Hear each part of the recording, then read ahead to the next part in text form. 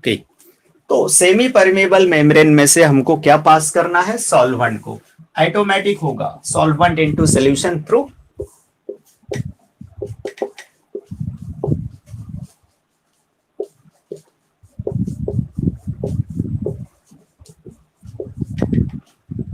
the spontaneous flow of solvent into solution through semi-permeable membrane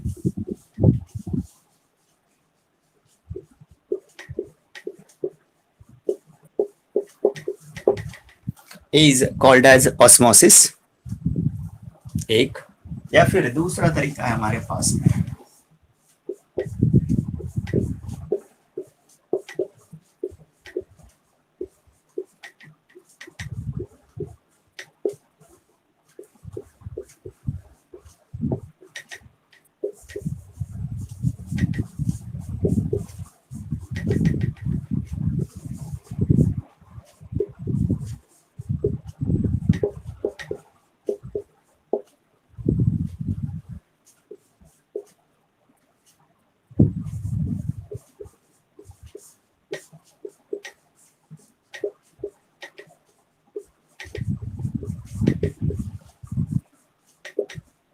spontaneous flow of solvent from dilute solution into solution of higher concentration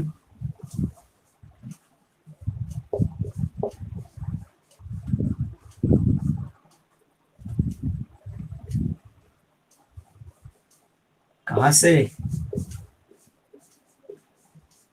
through semi permeable membrane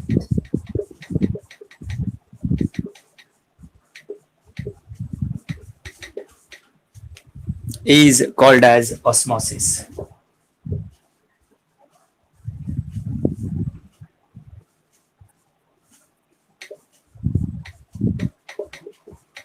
अब दो में से कोई भी definition adopt कर सकते हैं। The spontaneous flow of solvent into solution through semi-permeable membrane is called as osmosis। तो एक फिगर भी ड्रॉ करेंगे हम।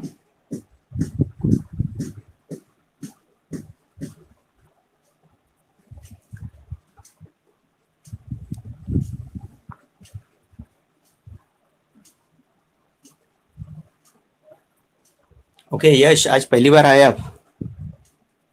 समझ में आ रहा है? Because completely new article start किया है मैंने, इसलिए इसमें कोई दिक्कत नहीं होगा।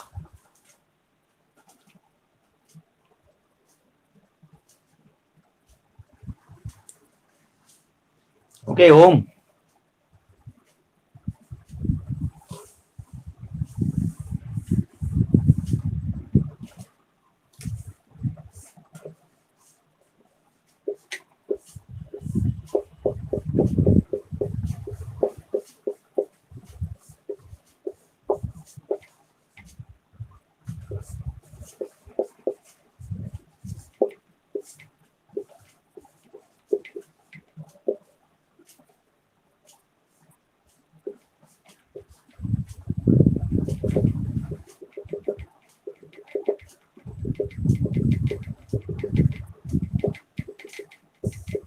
इधर का लेवल बढ़ गया है, इधर का लेवल कम है।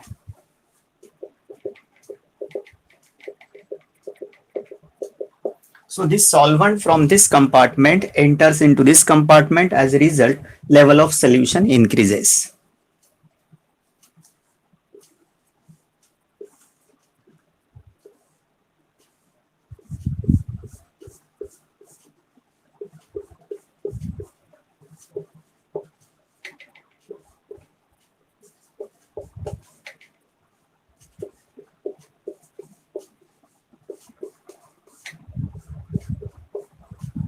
दोनों के कॉन्सेंट्रेशन C1 C2 है।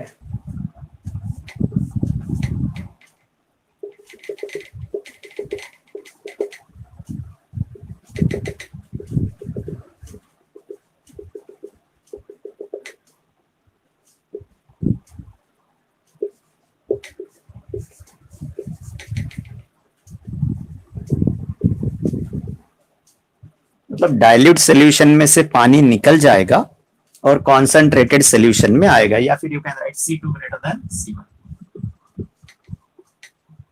तो सॉल्वेंट जो है solvent flows from dilute solution of concentration C1 into the solution of higher concentration. तो अब ये कब तक होगा, ये कब तक होते रहेगा, ये डिफरेंस क्यों आ रहा है, that is due to, this is due to the difference of concentration, right. ये कॉन्सेंट्रेशन में जो डिफरेंस आया, जैसे फ्लो ऑफ इलेक्ट्रॉन की बात करते हैं from higher potential to lower potential, same चीज यहां पर भी है। यहाँ इलेक्ट्रॉन नहीं, यहाँ पे सॉल्वेंट है। क्या मैं ऐसी चीज बता देता, लोग केमिस्ट्री में घुसा देते उसको, फिजिक्स फिजिक्स है, केमिस्ट्री केमिस्ट्री है, दोनों अलग है।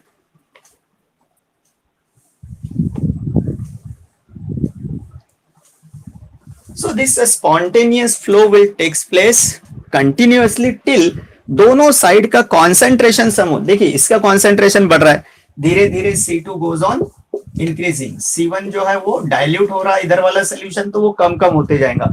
एक स्टेज ऐसा आएगा that C1 and C2 becomes,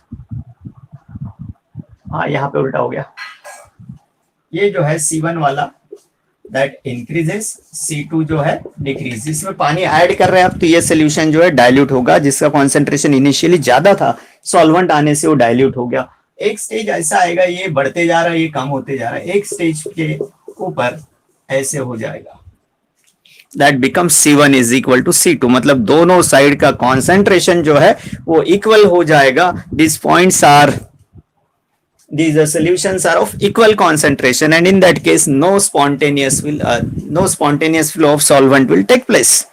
So this osmosis take place till both the concentrations or concentrations of the solution on both side becomes equal, जब तक ये चलता रहेगा।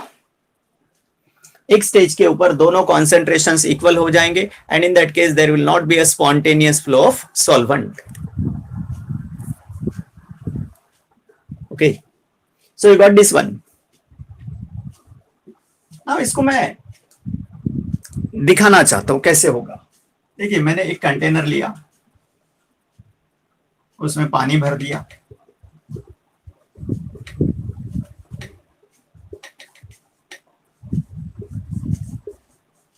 बाद में इस पानी के अंदर कपड़े में या फिर एक ऐसा सेमी परमिएबल मेम्ब्रेन होगा जिसको हम इसके अंदर पोटली बांध के रख देंगे ऐसे। अब इसके अंदर जो है थोड़ा सा अलग type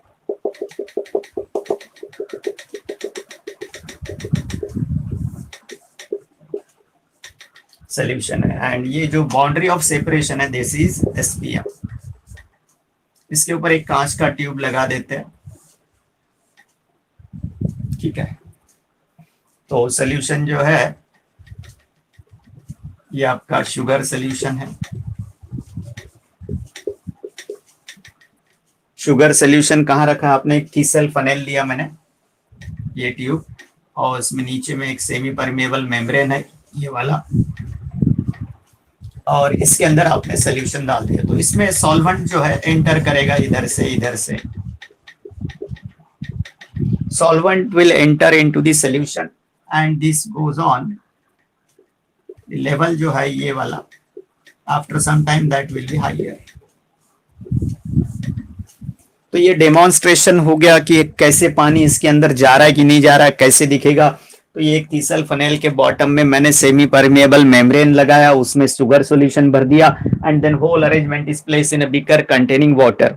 so after some time you will find that ये जो तीसल फनेल है इसमें लेवल जो इनिशियली इतना था सॉल्यूशन का, now that goes on increasing. इसका मतलब ये हुआ कि इसमें से पानी इसके अंदर चला गया, जो वाटर है वो इसके अंदर एंटर हो रहा है।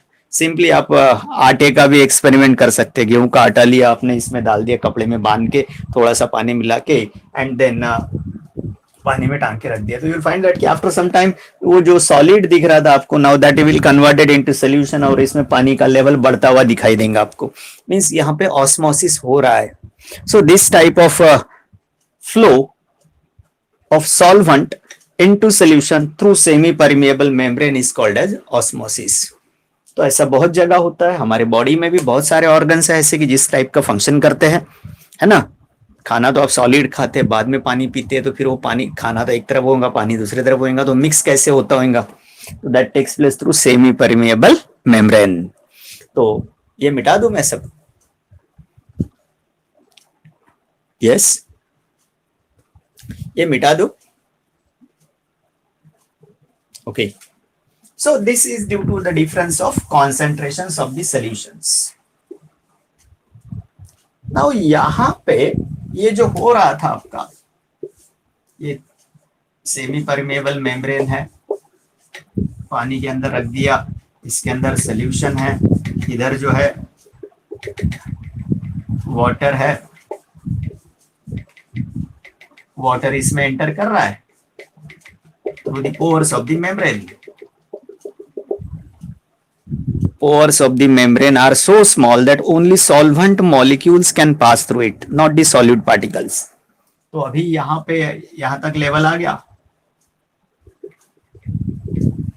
सॉल्यूशन का जो लेवल है वो बढ़ रहा था, और मेरे को ये पसंद नहीं आ रहा था कि ये लेवल बढ़ना नहीं चाहिए, क्या करूँ, पानी इसमें जाना नहीं चाहिए, सिर्फ ठंडा करने के लिए तो रखा है, तरबूजा पानी के अंदर रख दिया आपने, तो तरबूजे के ऊपर की जो लेयर है वो सेमी परमेबल नहीं होती. यदि होती तो क्या होता, तरबूजे के ऊपर जो लेयर होती है वो सेमी परमेबल नहीं होती, ब्लैक वाली जो लेयर लगी होती है ना तरबूज के ऊपर, तो वो सेमी परमेबल नहीं होती.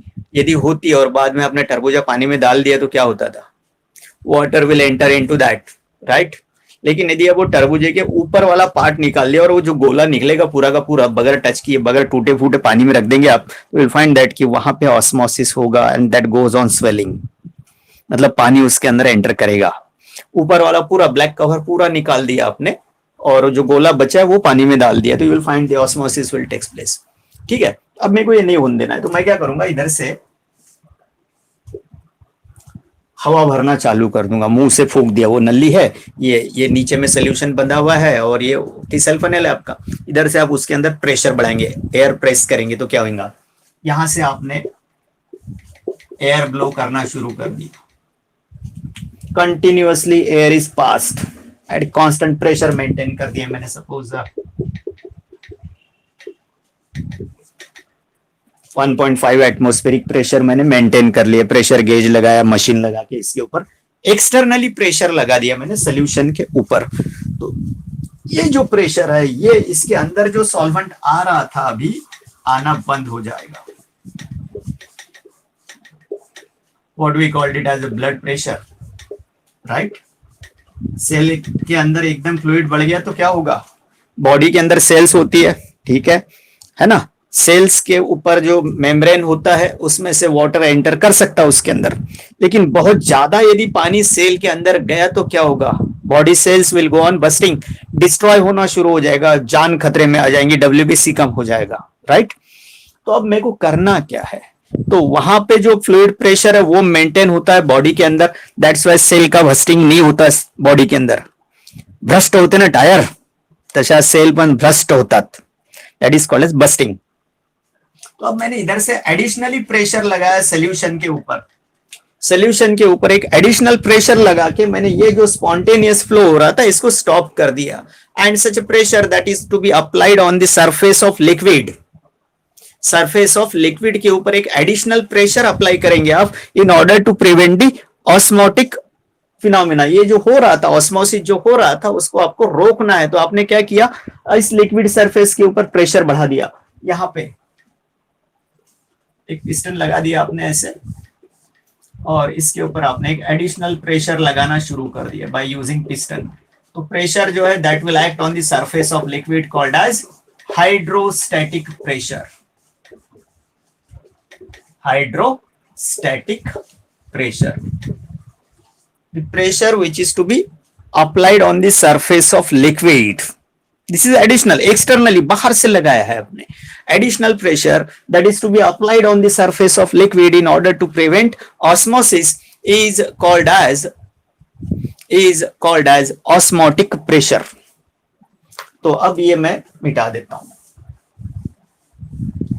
क्या है osmotic pressure, एक additional pressure है that is to be applied on the surface of solution or liquid in order to prevent osmosis.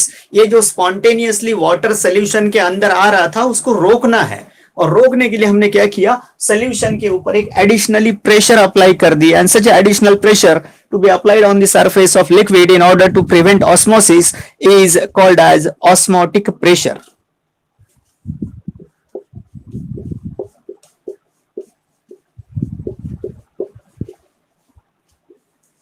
देखिए ये कंसेप्चुअल चीज है, ये अभी एक बार समझ गई तो प्रॉब्लम सॉल्व करने में आसानी होती, नहीं तो हाइड्रोस्टैटिक प्रेशर वो क्या है, कुछ ऑस्मोसिस क्या है, ये यदि मालूम नहीं है तो आप उस प्रॉब्लम पे काम नहीं कर सकते। एडिशनल एक्सटर्नल भी बोल सकते हैं, एडिशनल हाइड्रोस्टैटिक प्रेशर एडिशनली आपने इस सरफेस के ऊपर लगाया है, दैट इज हाइड्रोस्टैटिक प्रेशर।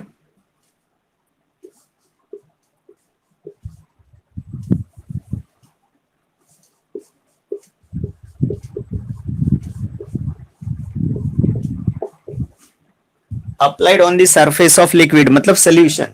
क्यों लगाया? To prevent osmosis.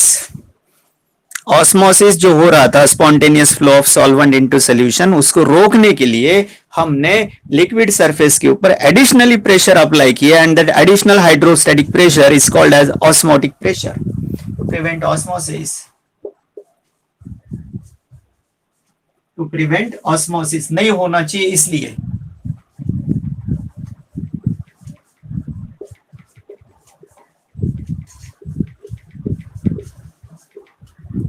So such additional pressure that prevent the osmosis, that is the flow of solvent into solution through semi-permeable membrane, ये सब नहीं आएगा। जब आपने बोल दिया ऑस्मोसिस, तो ऑस्मोसिस कहाँ होता है, कैसे होता है, किसके अक्रॉस होता है, वो सब उसके अंदर एक सिंगल वर्ड में आ जाता है। So that is called as osmotic pressure. अब इसको सिंबॉलिकली जब हम डिनोट करेंगे तो that will be your pi. So osmotic pressure जो है is a colligative property. It is again a colligative property, means what? It depends on number of solute particles present in the solution.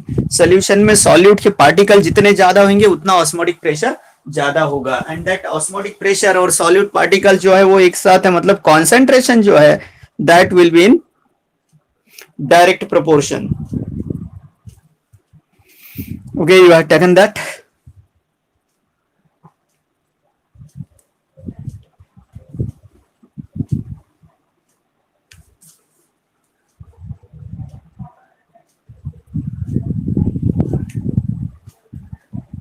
Okay. So this osmotic pressure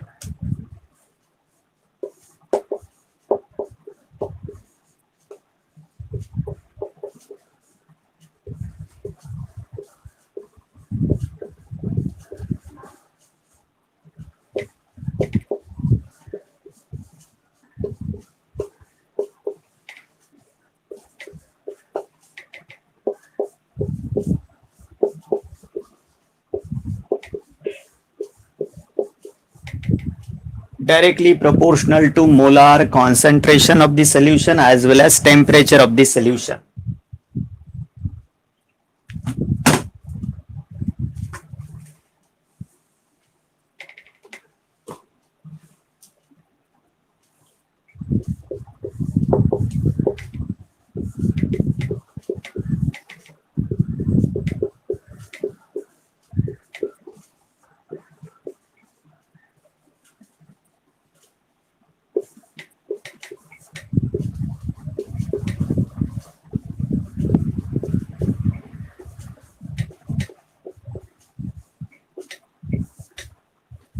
Molar mass of solute. Inverse proportion, ये चौथा colligative property है, जिसमें जितने भी देखे आपने delta P, delta T b, delta T f और osmotic pressure, all they are inversely proportional to molar mass of solute. Molar mass of solute जितना ज्यादा होगा उतना ऑस्मोटिक प्रेशर कम होगा।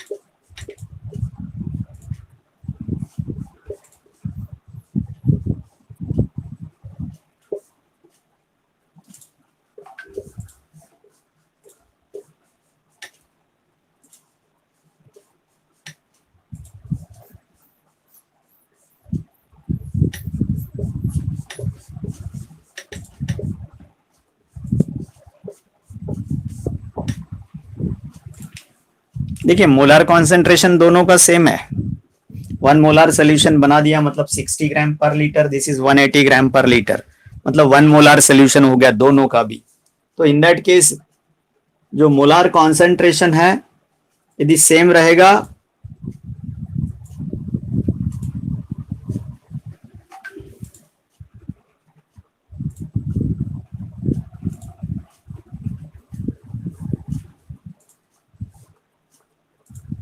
ये नहीं होगा ऐसे।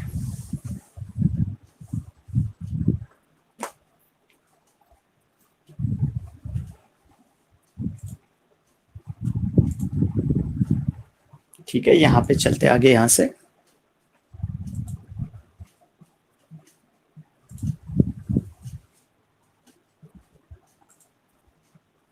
यूरिया का मोलार मास कम है तो उसका ऑस्मोटिक प्रेशर ज्यादा रहेगा, यूरिया का मोलार मास 60 तो उसका ऑस्मोटिक प्रेशर ज्यादा रहेगा as compare to glucose solution.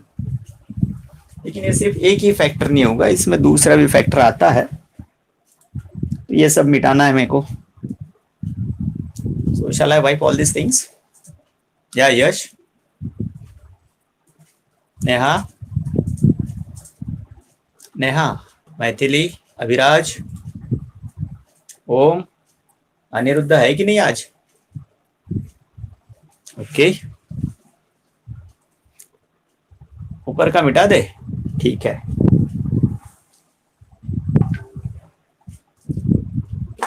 So osmotic pressure जो है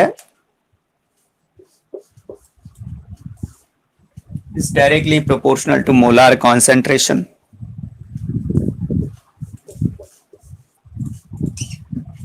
Directly proportional to T.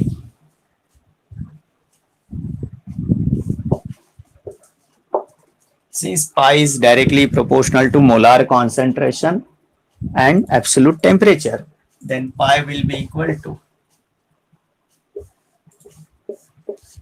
Ct. अब मैं ये साइन हटा देता हूं यहां से। So this is same as that of P is equal to PV is equal to nRT के फॉर्म में कन्वर्ट कर देंगे हम इसको।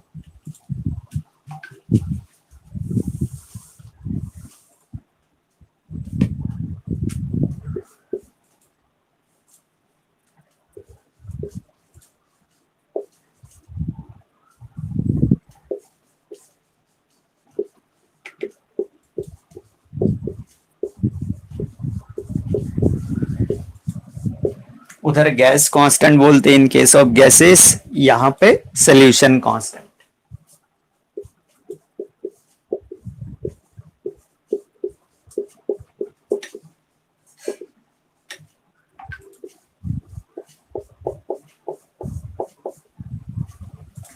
सेम है, सिर्फ यहां पे वॉल्यूम ऑफ सोल्यूशन आएगा तो लीटर लेना पड़ेगा।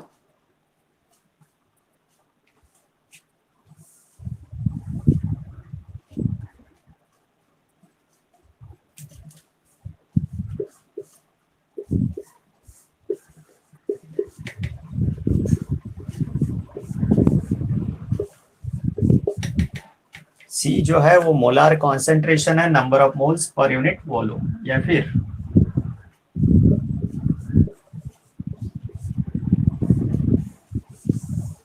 सो ये वैसे ही है जैसा आपने गैस इक्वेशन लिखा था, PV is equal to nRT या फिर PV is equal to RT for 1 मोल।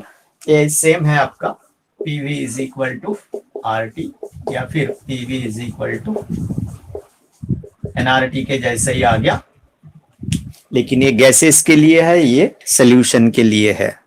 ठीक है, तो n जो है वो नंबर ऑफ मोल्स है आपका। अभी हम मोलार मास के लिए फिर से क्वेश्चन ही लिखेंगे, अभी यहां नहीं रुकेंगे, यहां तक ही आएंगे। So pi v is equal to nRT। So this is equation in which pi osmotic pressure, V volume of solution, N number of moles, R solution constant, T absolute temperature.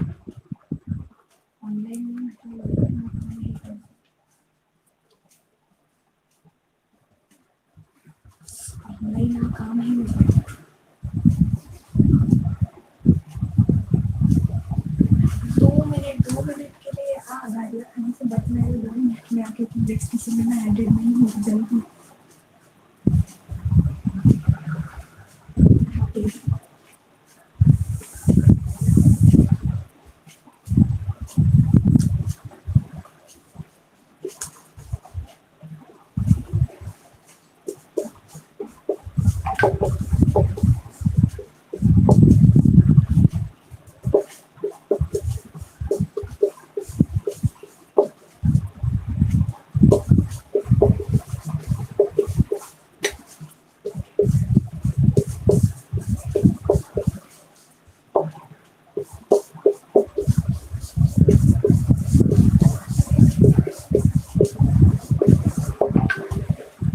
अब सिर्फ आपको n सब्सटीट्यूट करना है और n जब substitute कर देंगे आप तो यू विल फाइंड दैट कि यहां से मोलार मास तक जा सकते हैं।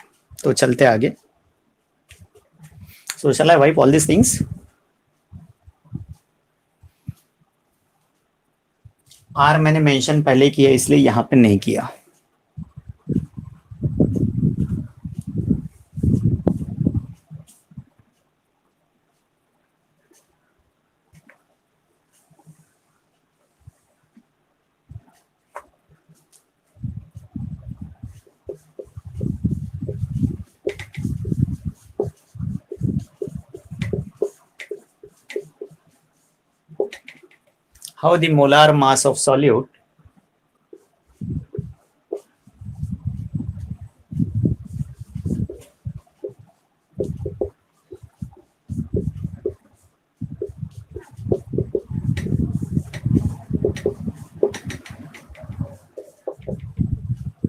How the molar mass of solute can be determined by using osmotic pressure.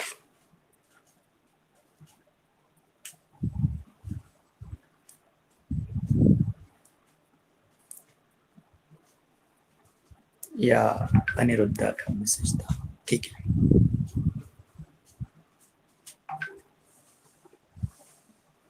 तो अभी हमको सोल्यूशन बनाना है तो हम तो मोल वगैरह तो गिन नहीं सकते।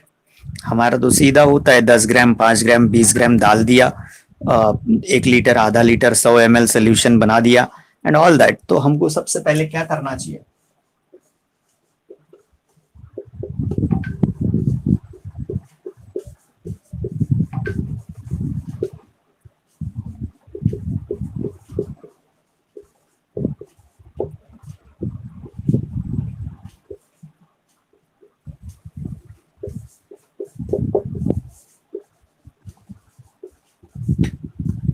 W be the mass of solute that is dissolved in V liters of water.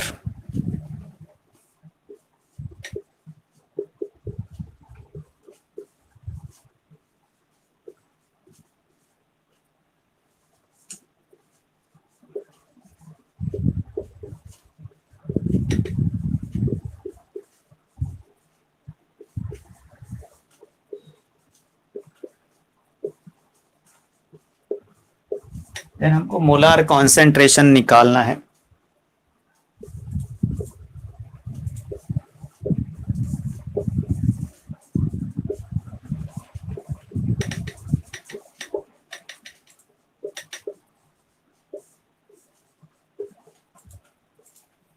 W upon mv। C क्या है, molar concentration, number of moles per unit volume. Number of moles per unit volume gives molarity of the solution और molar concentration of the solution. ये है molar concentration, number of moles per unit volume. Number of moles कैसे निकालते हैं, तो mass of solute divided by its molar mass. तो ये आ गया आपका n की जगह W बाय m। नाउ आगे चलते हैं।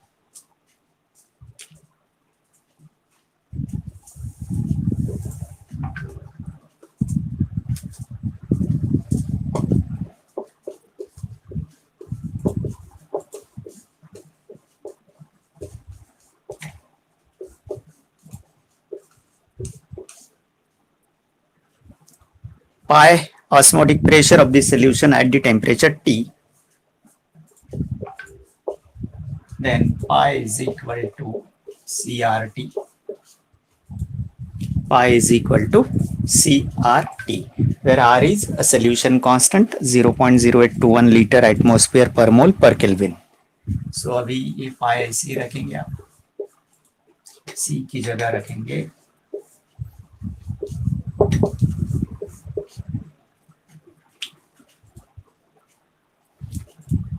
V is the volume of solution in liter, because R जो है वो लीटर एटमोस्फेयर वाला है.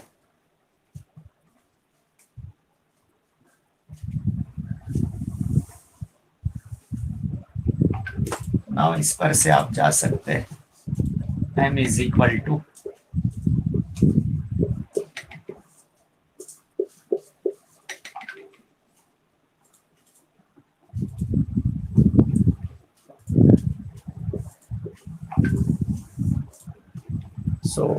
मोलार मास और ऑस्मोटिक प्रेशर इनवर्स प्रोपोर्शन में भी आ गए. यहाँ पे pi is inversely proportional to M और मोलार मास भी डिटरमाइंड हो गया.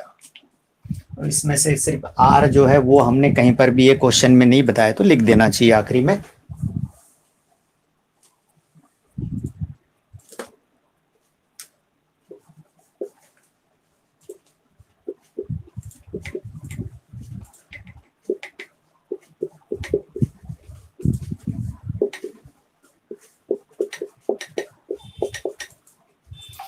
बाकी सारी चीजें आपने ऑलरेडी मेंशन कर दिया है प्रीवियसली, सो सिर्फ R नहीं था तो R कर दिया हमने. अब आपका मोलार मास निकल सकता.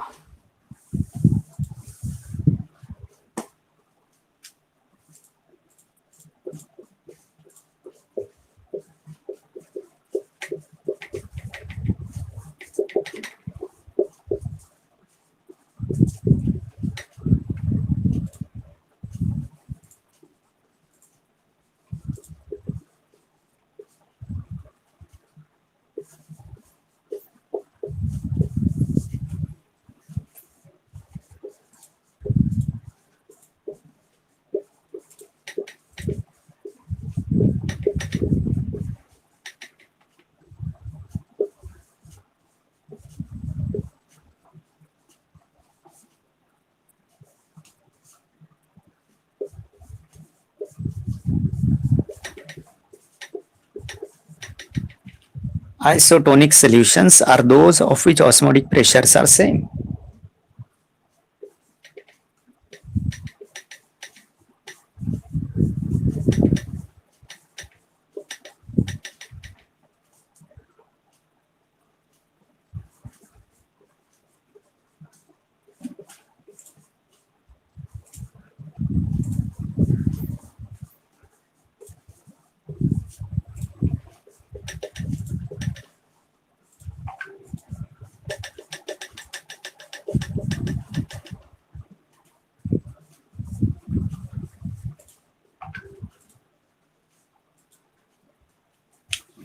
आइसोटोनिक सॉल्यूशंस है तो उनके ऑस्मोटिक प्रेशर सेम रहेंगे. ऑस्मोटिक प्रेशर सेम है तो उनकी मोलैरिटी या molar concentration will also be the same.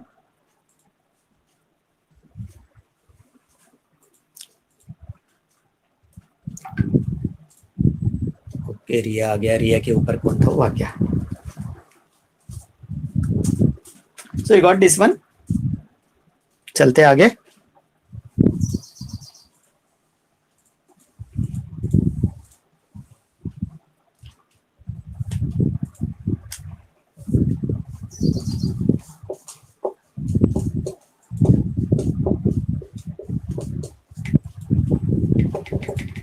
Hypertonic solution.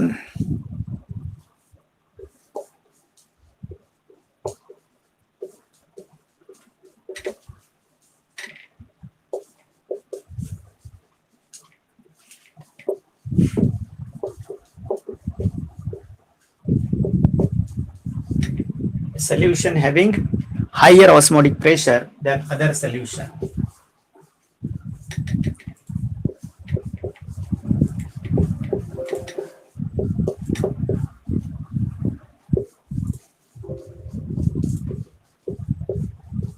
दो सॉल्यूशन कंपेयर करेंगे आप तो ही आपको ऑस्मोटिक प्रेशर का पता चलेगा.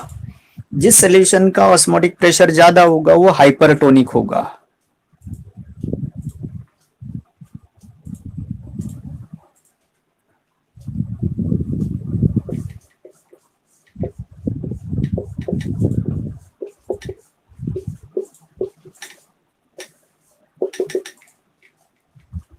और जिसका ऑस्मोटिक प्रेशर कम है वो हाइपोटोनिक होगा।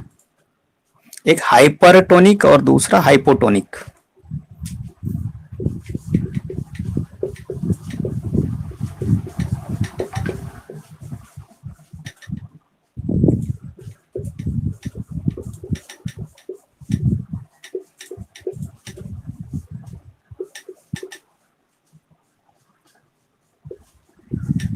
कॉन्सेंट्रेशन के डिफरेंस पे डिपेंड करता है।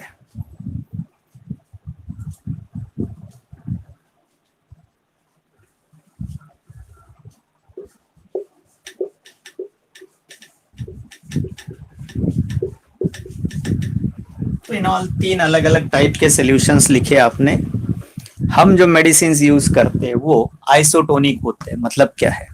टॉनिक होते हैं, लिक्विड फॉर्म में बात करेंगे आप, लिक्विड फॉर्म में बात करेंगे तो टॉनिक होते हैं। टॉनिक मतलब वो टॉनिक नहीं, आइसोटोनिक होता है। आइसो वर्ड हमने निकाल दिया as per our convenience.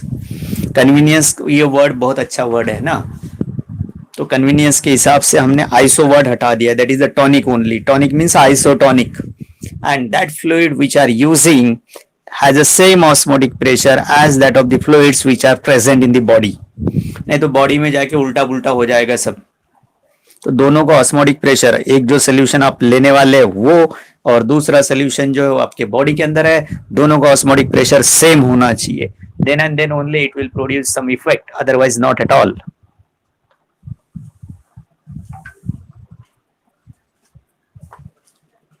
So this is all about osmotic pressure and the molar mass of solute. So this is a particular colloidal property.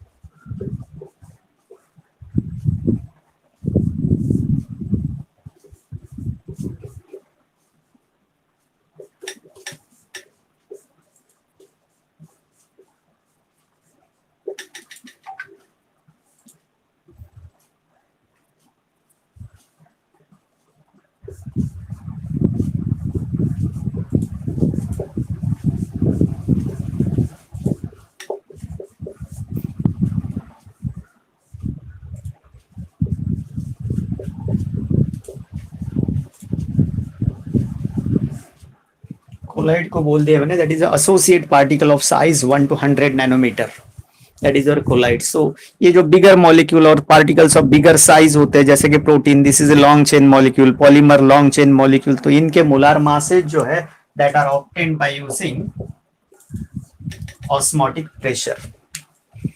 तो यहाँ पे हमको रुकना चाहिए, कल इसके हम प्रॉब्लम्स करेंगे। या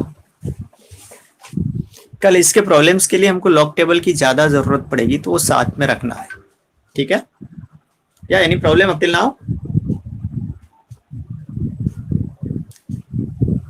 या सुरभि, गोविंद, मैथिली, अनिरुद्ध, मोनिका, वरद, यस, पार्थ, यश, मेहुल, तुषार, अभिराज, सानिका, प्राजक्ता, रिया। ओके, सभी के आंसर्स देख के आता है। Okay, then we will stop now. Thank you.